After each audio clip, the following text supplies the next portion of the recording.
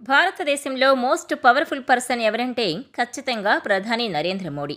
ఆ తర్వాత ఎవరంటే సింపుల్గా చెప్పొచ్చు కేంద్ర హోంమంత్రి అమిత్ షా. మరి వీరిద్దరూ ఎలా క్లోజ్ ఫ్రెండ్స్ అయ్యారు? మోడీకి ఎందుకు అమిత్ షా అంటే అంత నమ్మకం? ఆ ట్రస్ట్ ఎక్కడి నుంచి వచ్చింది? మోడీ ఈ ప్రపంచంలో అమిత్ షాను తప్ప ఎవరిని నమ్మరంటే ఆశ్చర్యం కాదు. అసలు వీరి పరిచయం ఎలా ఏర్పడింది? బెస్ట్ ఫ్రెండ్స్గా ఎలా మారారో ఆ ఇద్దరి గురించి ఈ స్టోరీలో డీప్గా తెలుసుకుందాం. 1980లో ఆర్ఎస్ఎస్ ప్రచారకగా మోడీ ఉండేవారు. అంతేకాదు, ఆర్ఎస్ఎస్లో పెద్ద నాయకుల దగ్గర మోడీకి చాలా పరిచయాలుండేవి.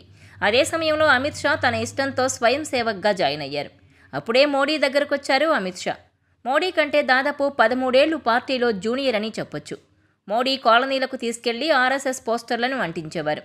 అప్పుడు అమిత్ షాను తీసుకెళ్లి అంటించమని చెప్పేవారాయన.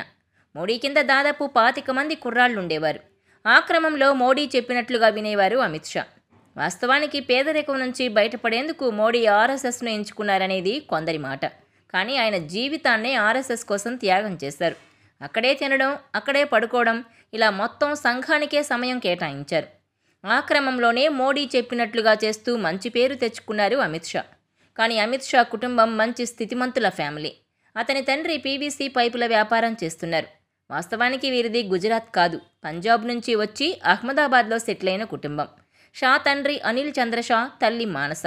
వీరు వ్యాపారం చేసి బతికేందుకు గుజరాత్ వచ్చి అక్కడే సెటిల్ అయ్యారు. మోడీతో సహవాసం అమిత్ షాకు నచ్చింది. మోడీకి పెద్ద పెద్ద ఆశలుండేవి. పార్టీలో మనం పెద్దగా ఎదగాలి, రాష్ట్ర నాయకులు అవ్వాలి, అలా చేయాలంటే కష్టపడాలని అమిత్ షాను కూర్చోబెట్టుకుని చెప్పేవారు మోడీ. అమిత్ షా మొత్తం విన్న తర్వాత చాలా విశ్లేషించి పార్టీలో ఈ పరిస్థితి ఇలా ఉంది, మనం ఈ లీడర్ను నమ్ముకోవద్దు, మనకు పార్టీ మంచి చేస్తున్నా కూడా నమ్మకమైన వారి సాయం కావాలని చెప్పేవారు. మోడీ కూడా కరెక్ట్గా చెప్పావంటూ అనేవారు. అలా వారి మధ్య స్నేహం ఏర్పడింది. మోడీని మోడీజీ, మోడీభాయ్ అని పిలిచేవారు అమిత్ షా. అయితే చదువుకునేందుకు కాలేజీకి వెళ్లేవారు అమిత్ షా. మోడీ మాత్రం పార్టీలోనే ఉండేవారు. డిగ్రీ చదువుతున్న సమయంలో ఏబీవీపీలో చేరారు అమిత్ షా. ఆ తర్వాత బయోకెమిస్ట్రీలో డిగ్రీ చేసిన అమిత్ షాను వ్యాపారం చూసుకోవాలని చెప్పారు తండ్రి. కానీ తాను రాజకీయాల్లోకి వెళ్తానని చెప్పి వచ్చారు. అంతేకాదు, 1986లో బీజేపీలో చేరారు అమిత్ షా. అప్పటికే ఆర్ఎస్ఎస్ నుంచి బీజేపీలోకి మోడీని పంపారు. మోడీ మెల్లగా బీజేపీ సీనియర్లందరితోనూ బలమైన నెట్వర్క్ ఏర్పాటు చేసుకున్నారు. అప్పటికే మోడీ భాయ్ అంటూ వెనక్కి తిరిగే అమిత్ షా పాలిటిక్స్లో తనకంటూ గుర్తింపు రావాలంటే పలుకుబడి ఉన్న మోడీ సాయం కావాలనుకున్నారు. అందుకే లాయల్గా మోడీ వెంట తిరిగేవారు. ఇక మోడీ కూడా అమిత్ షాను బలంగా నమ్మారు. ఏ పని చెప్పినా సరే టంచనగా చేసి వెంటనే మోడీకి సమాచారం ఇచ్చేవారు. ఇక గాంధీనగర్లో నాటి అగ్రనేత ఎల్కే అద్వానీ ప్రచారం నుంచి గెలుపు వరకు మోడీ దగ్గరుండి చూసుకునేవారు. అద్వానీకి సన్నిహితంగా ఉన్నారంటే స్టేట్లో పవర్ఫుల్ లీడర్గానే చలామణి అయ్యేవారు. అలా 10 ఏళ్లలోనే టాప్ స్టేజ్కి చేరుకున్నారు మోడీ. తన వెంటనే షాను ఉంచుకోవడం మొదలుపెట్టారు. ఇక గుజరాత్లో బీజేపీని నిలబెట్టింది మాజీ సీఎం శంకర్ సింగ్ వాఘేలా. మొదటిసారి మోడీనే తీసుకొచ్చి షాను పరిచయం చేశారు. అప్పుడు మోడీ బీజేపీ జనరల్ సెక్రటరీగా ఉన్నారు. 1988 నాటికే పార్టీలో పట్టు సాధించారు. కానీ మోడీకి పెద్ద ఆలోచనలుండేవి, స్ట్రైట్ ఫార్వర్డ్గా ఉండేవారు. కానీ అమిత్ షా మాత్రం అలా వెళ్ళొద్దని విశ్లేషణాత్మక సలహాలు ఇచ్చేవారు. వాటినే ఫాలో అయ్యేవారు మోడీ. 1995లో మొదటిసారి బీజేపీ సర్కార్ ఏర్పడింది. కేశుభాయ్ పటేల్ సీఎం అయ్యారు.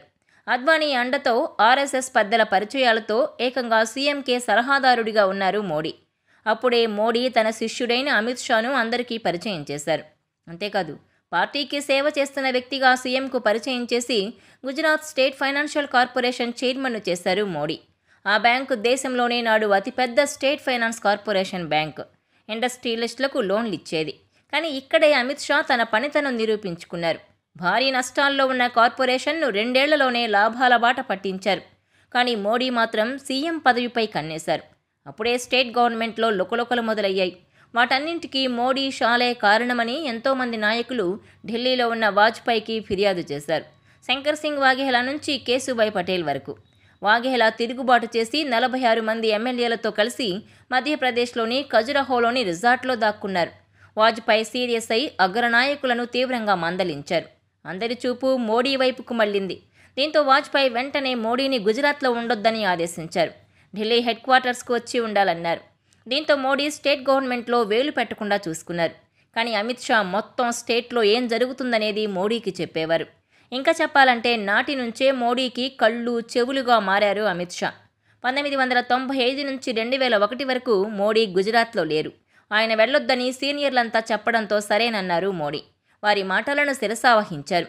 కానీ అమిత్ షా మాత్రం గుజరాత్లోనే ఉండి మోడీ ఇన్ఫార్మర్గా వ్యవహరించేవారు. అయితే సీనియర్లంతా కలిసి మోడీని ఢిల్లీకి పంపించడం, స్టేట్ పార్టీలో వేలు పెట్టొద్దని ఆదేశించడం ఆయనకే మేలు చేసింది. మరోసారి బీజేపీ గుజరాత్లో అధికారంలోకి వచ్చినా కూడా కేశుభాయ్ పటేల్ మీద అవినీతి ఆరోపణలొచ్చాయి. రాష్ట్రంలో దుమారం రేగింది. కానీ గుజరాత్లో తోపు నాయకుడిగా ఉన్న హరేన్ పాండ్యా మాత్రం మోడీని దగ్గరకు రానిచ్చేవారు కాదు. అయినా కూడా అగ్రనేత అద్వానీకి సన్నిహితంగా ఉండడంతో మోడీకి కలిసొచ్చింది. వాజ్పేయి వద్దన్నా కూడా అద్వానీ నాడు నరేంద్ర మోడీని సీఎంగా ప్రకటించారు. అంతే, తాను కోరుకున్నది కాళ్ల దగ్గరకొచ్చిందని మోడీ ఖుషి అయ్యారు. అప్పుడే మోడీ శత్రువులను మొత్తం బయటకు పంపించే పని షా చూసుకున్నారు. టాప్ లీడర్స్ సైడ్ అయిపోయారు. సీనియర్లంతా వెనక్కు వెళ్ళిపోయారు. ఇదంతా అమిత్ షా తెర వెనుక ఉండి మోడీకి సాయం చేశారని చెబుతారు. అయితే నరేంద్ర మోడీకి రాజకీయ ఫిరాయింపులంటే నచ్చేవి కాదు. నిజాయితీగా పాలన చేయాలని చెప్పేవారు. కానీ అమిత్ షా మాత్రం రియల్ పాలిటిక్స్ చేయాలనేవారు. మనం మెత్తగా ఉంటే మనవారే మింగేస్తారని చెప్పేవారు. దాంతో ప్రభుత్వం మోడీ నడిపితే అమిత్ షా స్టేట్ పార్టీని చూసుకునేవారు. మోడీకి రాజకీయ శత్రువులు సొంత పార్టీలో లేకుండా చూసుకునేవారు. అలా వారి మిత్రబంధం మరింత బలపడింది. ఇక ఏకంగా మోడీని ఢీకొట్టగల చరిష్మాటిక్ లీడర్ హరేన్ పాండ్యా హోంమంత్రిగా ఉండగానే హత్యకు గురయ్యారు. కానీ ఈ కేసు అమిత్ షా మెడకు చుట్టుకుంది. నాటి కేంద్రంలోని కాంగ్రెస్ సర్కార్ సీబీఐ ఎంక్వైరీ వేయడంతో అమిత్ షా జైలుకు వెళ్లాల్సి వచ్చింది. అయితే మోడీని ఇరికించాలని నాడు కాంగ్రెస్ సీబీఐతో తెగ ప్రయత్నాలు మొదలుపెట్టింది. సీబీఐతో అమిత్ షాను బెదిరించింది. మోడీకి వ్యతిరేకంగా సాక్ష్యం చెబితే అప్రూవర్గా మారితే తాము సాయంగా ఉంటామన్నారు సీబీఐ అధికారులు. కానీ అమిత్ షా మాత్రం మీరు ఊరేసినా కూడా నేను మోడీకి వ్యతిరేకంగా ఒక్క మాట చెప్పను. ఆయనకు కానీ నాకు కానీ ఈ కేసుతో సంబంధం లేదన్నారు. చివరకు జైలుకు కూడా వెళ్లారు. అంతే, ప్రధాని నరేంద్ర మోడీకి మరింత దగ్గరయ్యారు అమిత్ షా. తన క్యాబినెట్లోకి వచ్చినప్పటి నుంచి సీఎం కంటే ఎక్కువ పోర్టుఫోలియోలు అమిత్ షా దగ్గరే ఉండేవి. ఎప్పుడూ డజన్కు పైగా శాఖలను చూసుకునేవారు. అయితే 2014 ఎన్నికల నాటికి జాతీయ రాజకీయాలపై దృష్టి పెట్టారు నరేంద్ర మోడీ. అప్పుడే రియల్ పాలిటిక్స్లో ఆరితేరిన అమిత్ షా వేగంగా విస్తరిస్తున్న సోషల్ మీడియా ప్రభావం గుర్తించారు. దాంతోనే మోడీ గురించి దేశవ్యాప్తంగా ప్రచారం చేయించారు. మోడీని లీడర్గా నిలబెట్టగలిగారు. గుజరాత్లో మోడీ చేసిన అభివృద్ధిని చూడమంటూ లక్షల కొద్దీ ఫేస్బుక్, యూట్యూబ్, ట్విట్టర్లో పోస్టులు పెట్టి యువతను ఆకట్టుకున్నారు. ఇక కాంగ్రెస్ అప్పటికే 2G నుంచి బొగ్గు కుంభకోణంలో మునిగిపోయింది. కాంగ్రెస్ మీద దేశం మొత్తం వ్యతిరేకంగా ఉంది. ఇతర ఎన్డీఏ మిత్రుల సహకారంతో మోడీ గెలిచారు. ఏకంగా ప్రధానిగా మోడీ తాను కలలో కూడా ఊహించని పదవిని చేపట్టగలిగారు. ఇక్కడ కూడా మళ్లీ అమిత్ షాను స్టేట్ నుంచి ఢిల్లీకి తీసుకొచ్చారు. ఎందుకంటే అప్పటికే జాతీయ రాజకీయాల్లో వెంకయ్యనాయుడు, నితిన్ గడ్కరీ, రాజ్నాథ్ సింగ్ లాంటి హేమాహేమీలున్నారు. వారంతా పార్టీకి పూర్వ అధ్యక్షులు. ఇటు అమిత్ షాకు పార్టీ అప్పగించిన మోడీ తాను ప్రధానిగా పాలనపై దృష్టి పెట్టారు. ఇక్కడ కూడా మెల్లగా శత్రువులందరినీ సైడ్ చేశారు. అంటే తమకు పోటీ అనుకున్న వారినంతా కూడా సైడ్ చేశారు అమిత్ షా. మొదటిసారి రాజ్యసభ ద్వారా దేశ రాజకీయాల్లోకి అమిత్ షాను తీసుకొచ్చారు మోడీ. తర్వాత పార్టీ అధ్యక్షుణ్ణి చేశారు.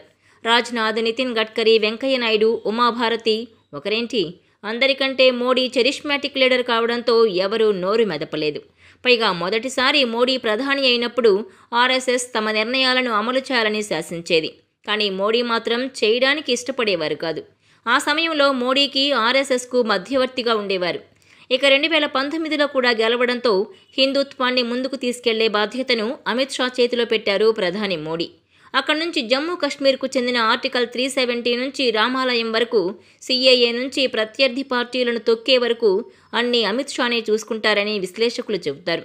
పాలన మోడీది, పార్టీని ప్రత్యర్థుల పని పట్టే బాధ్యత అమిత్ షాదని చెప్పుకుంటారు. అమిత్ షా అంటే మోడీకి ఎనలేని నమ్మకం. ఇక షా కూడా ఏ నిర్ణయమైనా సరే మోడీకి చెప్పకుండా చెయ్యరు. అదే నమ్మకం వారి మధ్య సాగుతోంది. అందుకే మోడీ నెంబర్ 1, తన ప్రియ నమ్మకమైన మిత్రుడు అమిత్ షా నెంబర్ 2 అయ్యారు. వారి స్నేహంలో ఇంతవరకు ఏనాడు కూడా చిన్న పొరపచ్చాలు రాలేదంటే అమిత్ షా ఎంత జాగ్రత్తగా మోడీ మనసరిగి నడుచుకున్నారో అర్థం చేసుకోవచ్చు. మోడీ లేకుండా అమిత్ షా లేరు, అమిత్ షా లేకుండా మోడీ లేరు. అందుకే ఆ ఇద్దరు ఇప్పుడు దేశంలో మోస్ట్ పవర్ఫుల్ లీడర్స్.